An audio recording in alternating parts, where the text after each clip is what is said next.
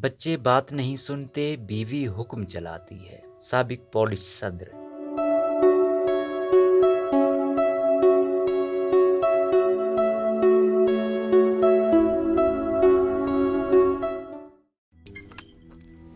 روزنامہ قدرت کی ویڈیو دیکھنے کے لیے ابھی یوٹیوب چینل پر سبسکرائب کریں اور بیل آئیکن پر بھی کلک کریں۔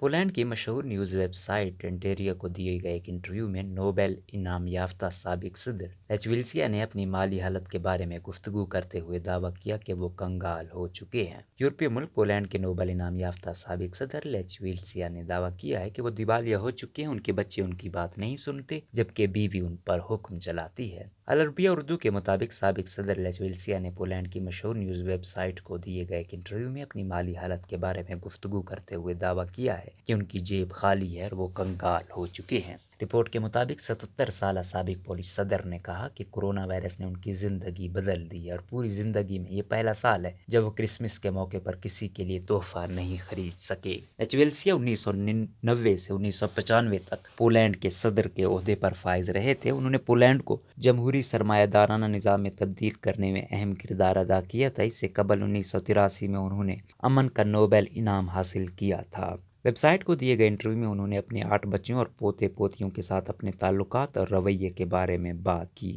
لیچویلسیا نے بتایا، بچے میری سیاسی سرگرمیوں سے تنگ آ چکے ہیں، وہ مجھے بولنے کی بھی اجازت نہیں دیتے، لہٰذا میں میز پر جا کر خاموشی سے بیٹھ جاتا ہوں۔ بچے آپس میں باتیں کرتے ہیں لیکن میری طرف کوئی توجہ نہیں دیتا۔ میرے پرانے معاملات کے بارے میں مجھ سے بات کرنے کی خواہش کا اظہار کیے بغیر میرے بچے سرگرم رہتے ہیں۔